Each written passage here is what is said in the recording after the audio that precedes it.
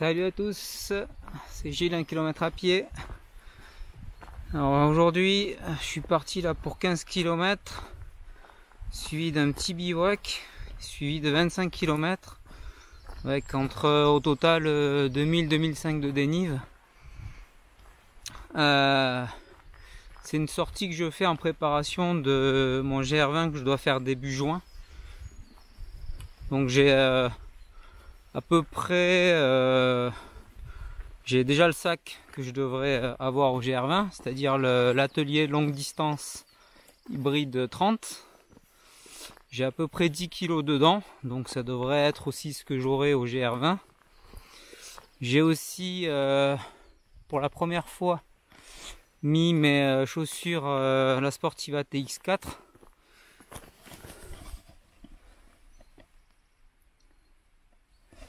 Donc c'est des chaussures basses. Ça fait 2 ans que je n'ai pas mis de chaussures basses suite à l'entorse que je m'étais faite. Donc on va voir ce que ça donne. À noter que normalement les chaussures basses font plus travailler la cheville et donc font moins travailler le genou. Donc on va voir si ça règle un petit peu mes problèmes de genou ou pas. Et voilà, donc le but c'est de faire du dénive, d'être équipé à peu près comme au GR20, ça sera un petit peu ce genre de parcours. Alors là le terrain bien sûr c'est moins minéral, hein. GR20 c'est que de la caillasse. Mais il y en a quand même un petit peu là dans le massif du Pilat. Donc voilà, et là ça fait aussi 2 autres journées que j'avais fait en entraînement, pareil avec ce sac à dos. Chargé à peu près à 10 kg aussi. J'ai fait une fois 35 km en 8 heures et une fois 25-30, je sais plus, en 6 heures. Donc le sac franchement bien validé, il est bien confort, malgré qu'il n'y ait pas de report sur les hanches, c'est tout sur les épaules et sur le devant avec le système de gilet. Vous avez une vidéo complète de présentation de ce sac à dos, je vous mets le lien en haut et je le mettrai aussi en description. Donc c'est parti, on va se la régaler, go!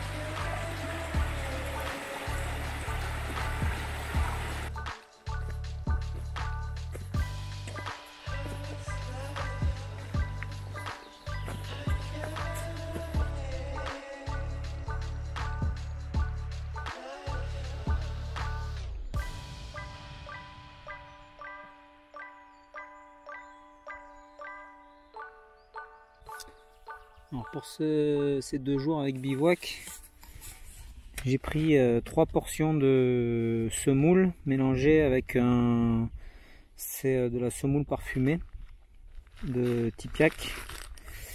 Donc ça je vais le séparer en 3. J'ai pris du chorizo et pour le matin je me suis préparé du muesli, cacao, un peu de lait en poudre et de la poudre d'amande. Donc ça doit être bien consistant, ça change du lyophilisé et ça devrait être pas plus mal Alors, je me suis mis un petit trait à 130 grammes. Hop.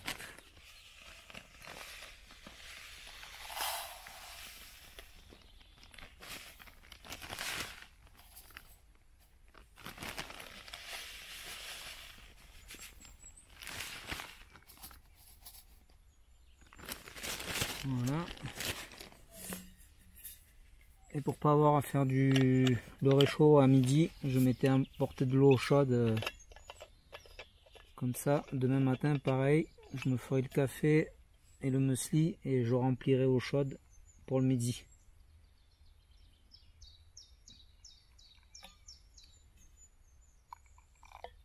Voilà, il me restera un peu pour le café. Tac.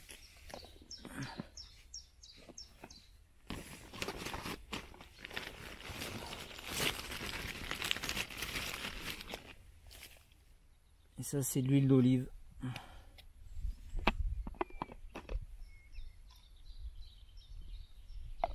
Nickel.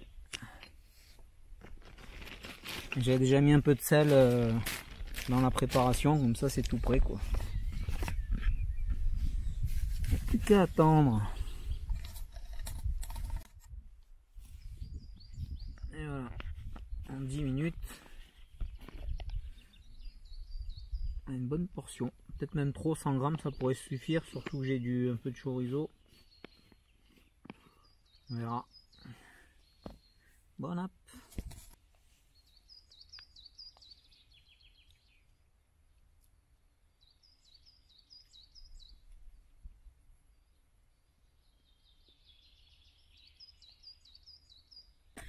Alors j'ai lavé sommairement sans gaspiller trop d'eau la gamelle. J'ai bu mon café, pareil, j'ai rincé un petit coup.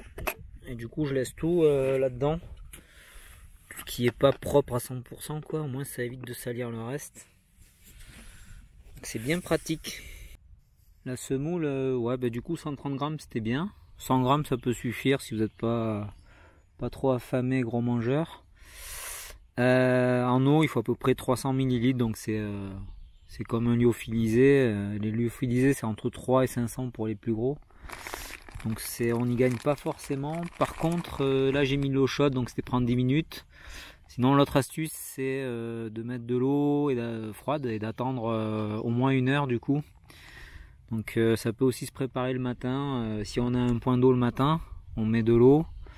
Et le midi, la semoule est prête dans la petite boîte comme ça quoi. Donc ça c'est une boîte, ça vaut 3 balles là chez Decat, elle est hermétique. Franchement c'est pas mal parce que en titane il existe des trucs là, mais j'ai vu une marque qui faisait ça et ça valait 140 € je crois. Donc alors oui, on peut chauffer l'eau plus garder de la nourriture et fermer, c'est hermétique. Et 130 balles, ça fait cher là du coup, ça c'est 3 €. Et par contre j'ai la popote Tox en titane, ça c'est 30-40 € quoi. Donc voilà, c'est sûr que ça fait 2 trucs, ceci dit ça s'emboîte dans ça. Bon là maintenant j'ai mis les affaires sales donc ça s'emboîte plus. C'est sûr que ça me fait deux contenants un petit peu volumineux, mais bon les deux sont pleins maintenant. Donc je perds pas vraiment de place quoi, dedans il y a des choses aussi. Voilà pour le petit point food. Bah là je vais arriver à la jasserie. Ce que j'ai fait c'est que je me suis arrêté avant le seul point d'eau que je vais avoir jusqu'à demain après je crois. Si je dis pas de bêtises. Comme ça là toute l'eau que j'ai utilisée là pour cette pause de midi, bah, je vais pouvoir refaire le plein à la fontaine de la jasserie. Et du coup pour demain j'aurai 2,5 litres en tout. Demain ça va être une journée quand même, déjà le matin j'aurai besoin d'un peu d'eau pour le café et le muesli, le midi pour la semoule et le café. Donc le matin je pense qu'il va falloir je sais pas à peu près bien 100 ml, le midi 400. Donc en gros il va me rester à peu près 2 litres d'eau pour la journée de marche avec j'aurai 25 km et il commence à faire chaud là, début du printemps. Donc on verra ce que ça donne. Faudra faire avec de toute façon. Voilà, voilà. Sur la partie haut, si vous me suivez sur Instagram, je vous invite à le faire. C'est là où je partage le plus souvent des choses régulièrement, quasiment tous les week-ends quand je fais des sorties. Ça c'est la 3e sortie où je teste dans mes flasques là. Hop, j'ai mis de la poudre isotonique. C'est des apports en minéraux et vitamines qui a priori font qu'on a moins la sensation de soif aussi, donc on boit moins. Et qui en plus de ça, surtout, c'est le but premier, apporte un peu tout ce qu'on perd en transpiration au niveau des minéraux et vitamines. Donc j'essaie ça, j'en mets moins que ce qui est recommandé, parce que normalement c'est plus pour vraiment du sport genre vélo ou trail, donc plus intensif. Moi on va dire que je fais entre les deux, entre rien du tout et la dose pour le sport vraiment engageant, parce que c'est vrai qu'en rando quand même c'est plus soft. Donc je m'en mets un peu, on va voir ce que ça donne. Là pareil, bah, du coup je me suis préparé pour demain pour en avoir. J'ai acheté un petit contenant comme ça. Tout ça, ben voilà, je fais un peu des tests en vue du GR20 pour voir un petit peu comment tout optimiser. Parce que bah, du coup, ça fait ça de plus aussi à porter là. Mais si ça me fait boire un petit peu moins aussi, ça peut être bien. Donc voilà, on teste des choses et on fera le bilan après le GR20, je pense. Alors côté entraînement, alors on fait un peu comme on peut avec le confinement, les confinements successifs qu'il y a. Mais j'ai la chance à côté de chez moi de pouvoir aller courir un petit peu, c'est plat. Mais n'ayant jamais couru, c'est déjà très bien. Donc j'ai démarré l'automne dernier en faisant 5 km. J'essayais d'y aller 1, 2 ou 3 fois par semaine. Et là maintenant, donc j'ai réussi à tenir l'hiver. L'hiver j'ai aussi fait, dès que je pouvais, des sorties en raquette. Ce qui est pas mal pour les cuisses. Et j'ai essayé de continuer à faire la course, mais c'est 1 km. Et là, depuis quelques temps, vu que je sors quand même en rando un peu plus le week-end, je fais 1 ou 2 fois le footing et je fais 7 km et demi. Et parfois j'accompagne aussi ma chérie qui débute et qui s'y met. Du coup on fait 3 km. Ce qui est pas mal aussi, ça me fait des petits décrassages. Par exemple, là je vais pas mal marcher. Derrière, si je vais faire un petit footing de 3 km, ça fait du bien. Donc voilà, en gros, depuis cet automne, j'essaye d'être en mouvement tout le temps, quoi, toutes les semaines. Et quand je fais pas de sport à la maison, j'essaye de faire pas mal d'étirements aussi. Travailler la cheville, des étirements et voilà, globalement, je me suis jamais aussi bien senti. Le souffle, ça va pas trop mal, c'est surtout les jambes. Franchement, c'est rare que j'ai mal aux cuisses, etc., ou que j'ai plus de force. Et là, du coup, comme je disais au début de la vidéo, j'ai fait 2 grosses sorties rando, une de 35 et une de 27, avec à peu près 10 kg dans le dos. Donc c'est là que j'ai commencé à essayer aussi de rajouter des apports là dans l'eau pour tenir dans la durée. Et ce que je fais aussi, c'est que régulièrement j'ai un sac banane là.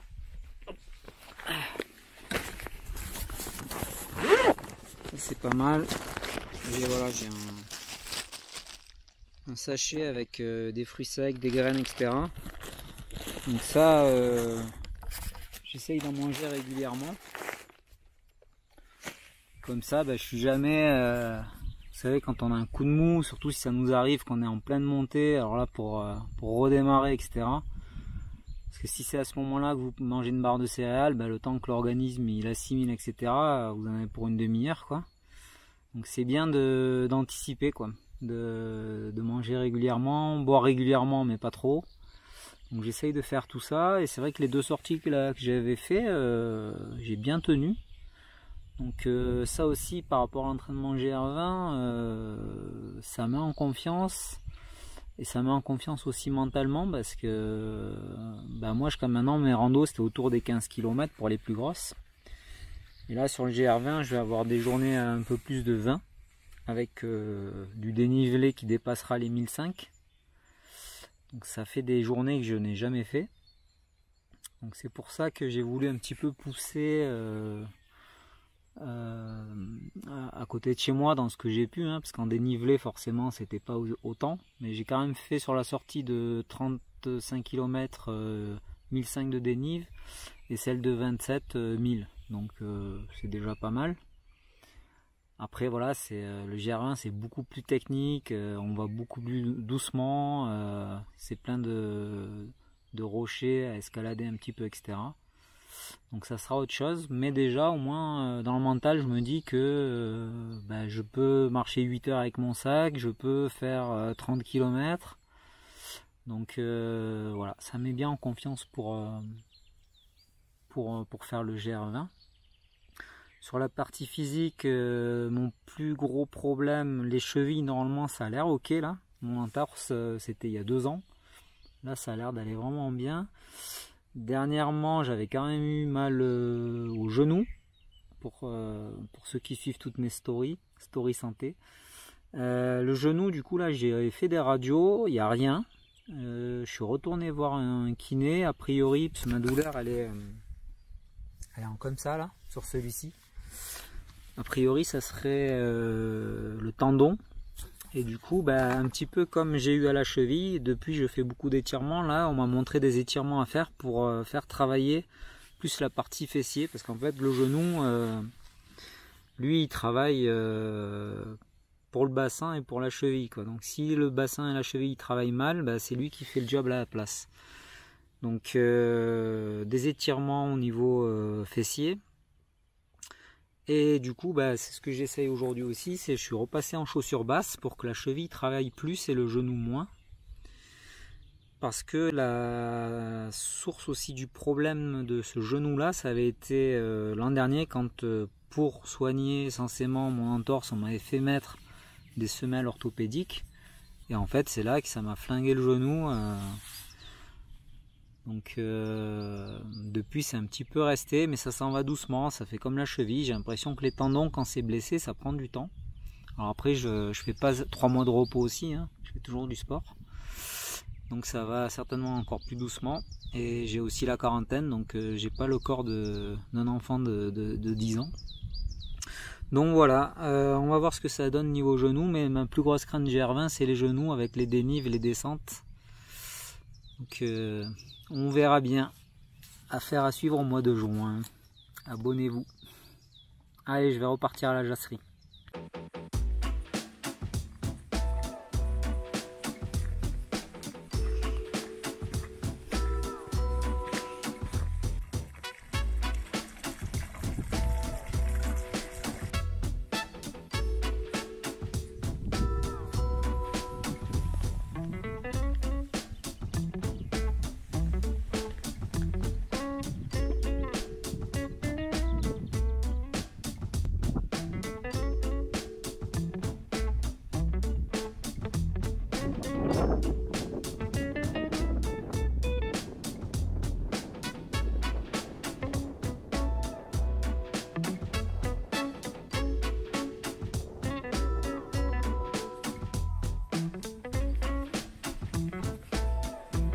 Rando sur gazon synthétique, on dirait.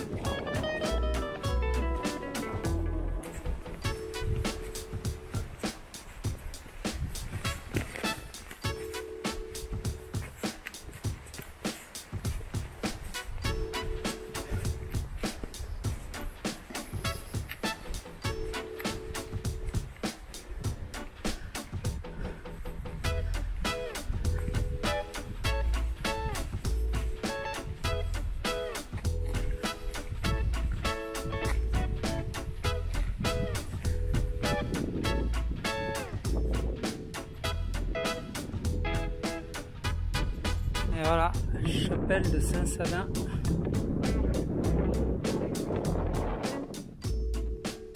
Normalement on peut voir le Mont Blanc par là. Ce soir c'est bouché, on verra demain matin. Je pense que je vais aller m'installer là parce qu'il y a du vent du nord. Donc ça a l'air un peu plus abrité là-bas. En tout cas sur le chemin j'ai repéré, c'est l'avantage de faire des randos aussi, j'ai repéré d'autres endroits sympas pour le bivouac, un petit peu plus en forêt.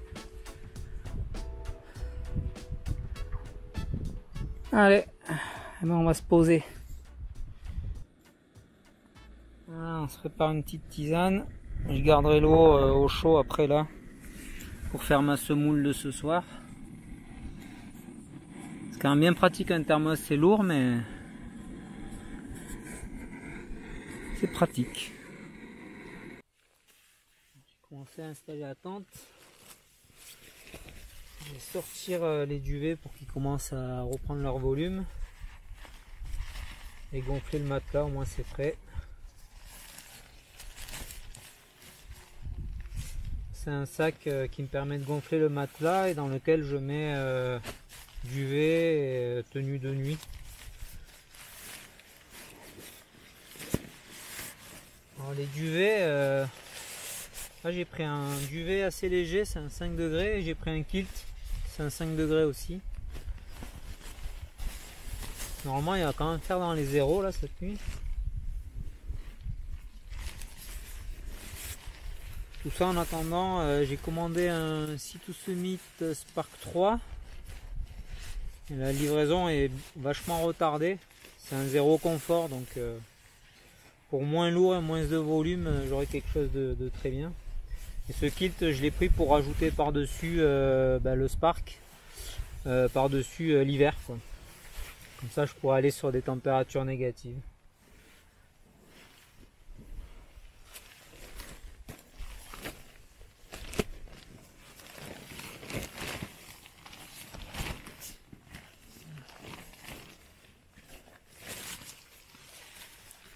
La tente est un peu en pente.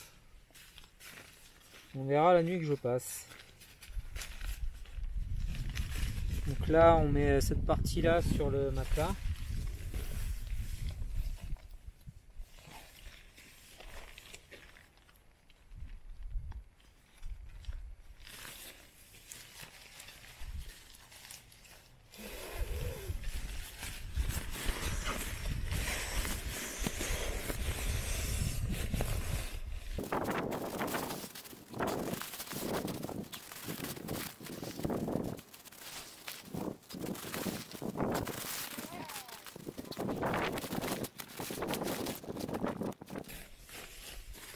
Et voilà,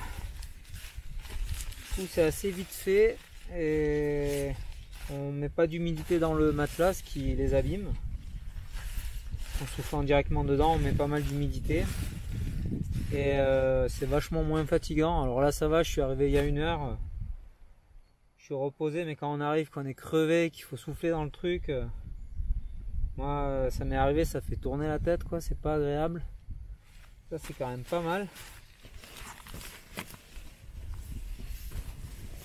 Bon voilà, je vais mettre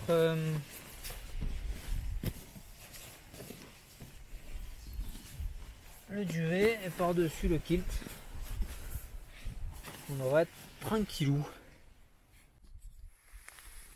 Voilà, du coup, le kilt, il y a des petits élastiques à mettre derrière, comme ça, pour pas qu'il se barre. Un truc qui est pas mal en bivouac, c'est ces petits sachets de soupe là.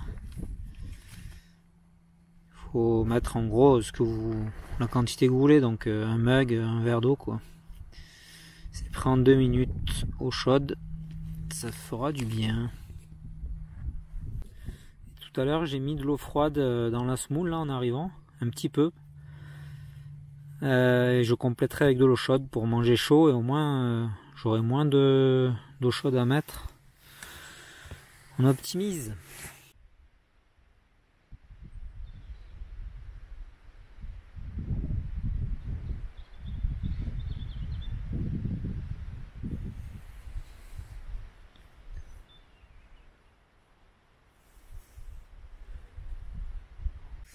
Bon, il est 20 h. Je me suis mis dans la tente, il fait encore bien jour. Je pense qu'il y en a pour 1 heure. Il fait 10 degrés là. Donc je pense pas que ça aille quand même à 0 cette nuit, mais on verra. En tout cas, je devrais pas avoir froid avec le duvet et le kilt.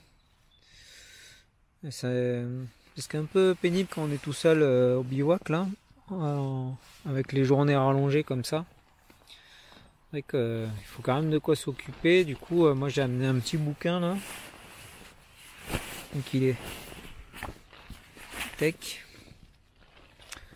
J'en ai pris un pas trop lourd. Du coup, ouais, pensez à apporter un petit truc. Parce que c'est vrai que le temps est un petit peu long. Et puis ça permet de faire autre chose que de rester sur son téléphone pendant 2 heures aussi. Voilà. Bon, de toute façon, je pense que dans 1 heure, il fera à peu près nuit et je dormirai, quoi. Après, c'est ça qui est pas évident aussi, c'est que d'habitude, je me couche souvent vers minuit. Et de changer de rythme comme ça, c'est pas évident, quoi. Malgré la fatigue, le corps il a pas forcément l'habitude de s'endormir aussitôt. Donc on verra. Il y a quand même pas mal de vent, donc je sais pas comment je vais dormir. J'ai des boules caisses, peut-être que je les mettrai si ça me saoule. Voilà, voilà. Allez, eh ben on se dit à demain pour le lever de soleil. Et pour une bonne journée avec 25 km à faire. Ça va envoyer. Allez, on se retrouve tout à l'heure au réveil.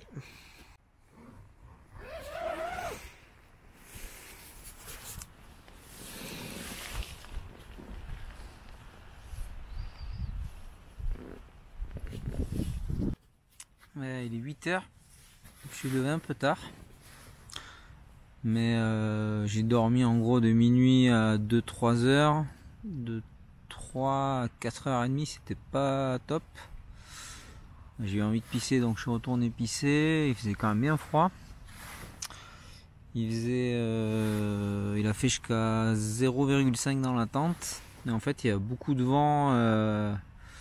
Donc jusqu'à minuit, ça m'a saoulé. Après, j'ai réussi un peu à m'endormir. Et après, à 4 heures, j'ai mis les boules caisses. Et bah là, du coup, j'étais quand même bébé, quoi. Donc, réveil 8 h. Voilà, il y a toujours du vent. Donc, il va faire soif aujourd'hui. J'ai pris des masses d'eau. Ça va être un peu le défi de la journée. Je sais pas si je vais en retrouver. On verra. Allez, on va plier tout ça. Petit déj et go, go, go. Moi, j'ai été content du combo duvet et kilt là, franchement au niveau température ça allait. J'ai senti par contre un peu de froid sur le dessous. C'est vrai que ce matelas il a assez mauvaise réputation sur ça. Normalement il a un air-value de 3,2, ça devrait le faire hein, sur du 0 degré. Mais limite quoi.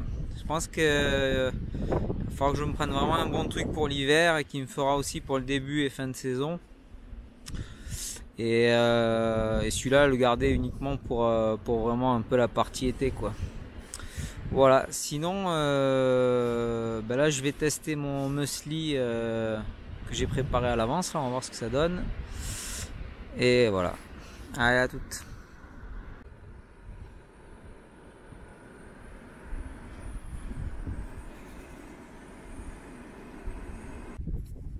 Et voilà, on est plutôt pas mal là hein.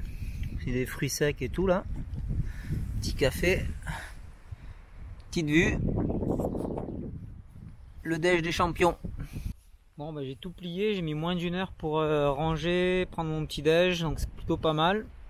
Je crois que j'avais presque mis 2 heures la première fois que j'avais fait un bivouac. Donc ça s'améliore. Là j'ai remis le sac. Pas de douleur aux épaules, donc c'est plutôt bon signe. Et les chaussures pareil, pas de douleur. Donc pas de douleur égale hier ça s'est bien passé quoi. Allez, eh ben on y go.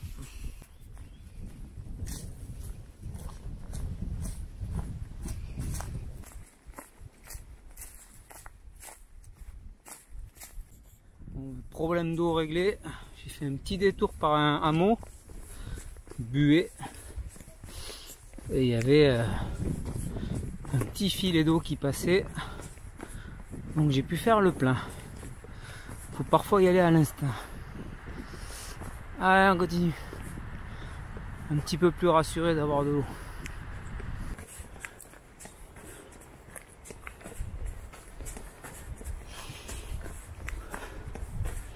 Bon bah il est 12h30, j'ai fait 12 bornes et 400 D+, donc matinée assez tranquille. Il m'en reste à peu près 10 km et à peu près 800 de dénive je pense. Donc là j'ai mis l'eau chaude que j'ai faite ce matin dans ma semoule. Il me restera un petit peu d'eau pour le café. Et je me suis arrêté assez tôt parce que il y a beaucoup de vent aujourd'hui. Et là je vais arriver sur les crêtes après. Donc voilà, je mange avant, histoire d'être tranquille. Et du coup j'aurai une bonne après-midi qui m'attend. Bon, je suis assez content de mon organisation pour la bouffe là. C'est une routine qui marche pas mal. Du coup ça peut se multiplier sur plusieurs jours assez facilement du moment qu'on retrouve de l'eau régulièrement quoi. Donc voilà, niveau sac, j'ai changé, j'ai mis le duvet tout ça sur la partie du fond. J'ai toujours mon matelas qui est là. Et là j'ai juste à rajouter mon sac où j'ai tout ce qui est alimentaire. Ça c'est ma veste doudoune que j'avais portée hier soir. Et un petit peu d'électronique et le bouquin. Donc voilà, c'est tout compartimenté et accessible facilement. Et tout est bien étanche aussi. Donc c'est plutôt pas mal comme ça. Je suis assez content de mon évolution sur cette partie-là aussi en organisation. Il y a 2 ans, quand j'ai commencé le bivouac, je faisais attention aussi à avoir un sac avec des accès par le dessous, des pochettes, des machins. Au final, c'est vrai que ça sert pas à grand chose quand on s'installe à midi et le soir, on sort tout de toute façon. Donc voilà. Et la journée, comme je vous le disais dans la présentation du sac à dos, je vous remets le lien dans la description. J'utilise aussi une banane. Et du coup c'est super pratique en journée, j'ai pas du tout besoin de déposer mon sac à dos au sol. J'ai tout à portée de main, je peux marcher pendant que je me mets un tour de cou, je grignote quelque chose, je bois, etc. Donc super pratique. Ça permet d'être efficace. Allez, moi je vais me remettre en route et prendre le vent là. Ça va pas être simple, mais bon, il faut un peu en bouffer. Allez, go! La petite chapelle et les 3 dents. C'est parti. Le vent.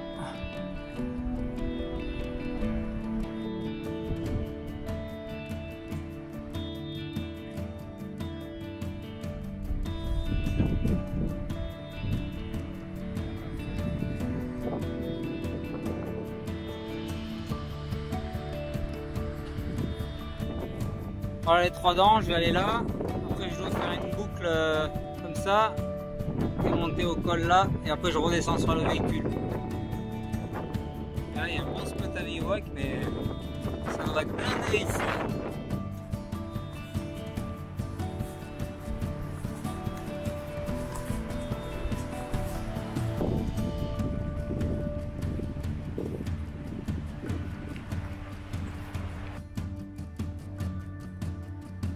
Alors on arrive, j'ai modifié un tout petit peu pour passer vers le versant sud et éviter d'avoir le vent.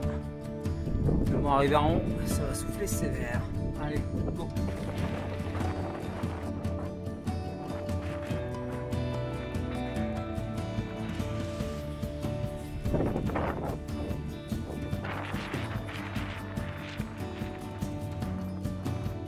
Le but c'est de passer par les dents là. Je suis sur la première dent, il y a la deuxième, la troisième. Ça fait faire un petit peu d'escalade, sympa.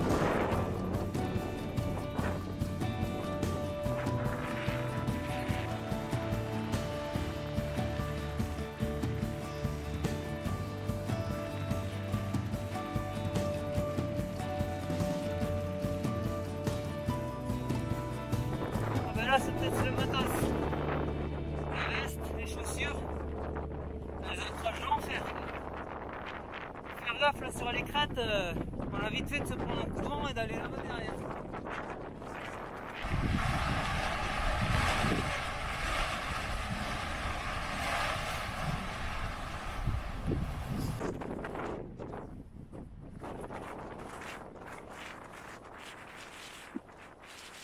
Ah bah c'est plus calme ici. Soleil, c'est plat, pas de vent, ça fait du bien. Il me reste une ascension à faire, le crêt de Loyon.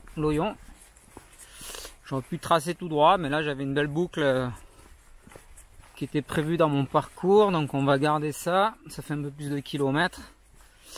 Donc un peu de dénive et puis après retour voiture. Avec une belle descente. C'est parti. Voilà, dernier effort de la journée. J'ai le crêt de Loyon dans le viseur. Encore un petit peu de dénive et après il n'y aura plus qu'à redescendre à la voiture. J'ai déjà fait un peu plus de 20 bornes et 1000 de dénive aujourd'hui. Bon voilà, c'est une bonne journée. Allez, on va finir ça. Go!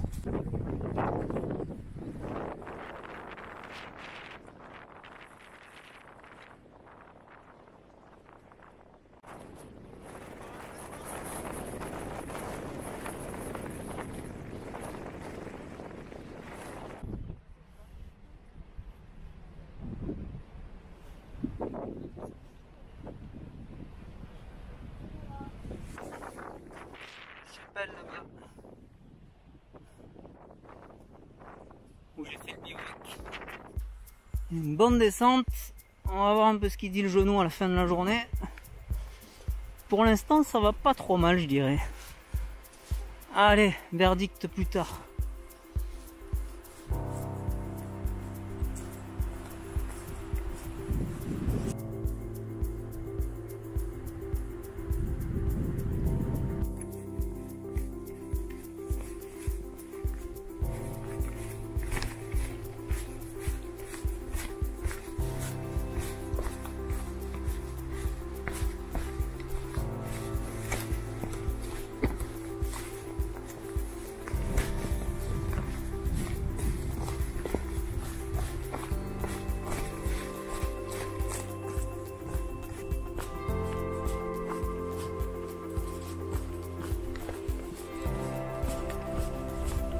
Je traverse des bien belles forêts sur la descente là, c'est bien sympa. J'adore ce genre de paysage moi. De bonnes odeurs. Alors là il n'y a pas d'oiseaux. Je pense que c'est à cause du vent et peut-être l'heure aussi. Ils chanteront un peu plus tard en fin de journée certainement. Voilà, c'est bien sympa. Allez, on continue. Quel merdier cette descente. Impossible d'avancer vite là-dedans. Il y a tout qui bouge, les pierres, les bois. Tout à l'heure il y avait de l'eau. D'ailleurs les TX4 dans l'eau et les rochers elles accrochent bien. C'est pas mal. Allez, force et honneur et courage.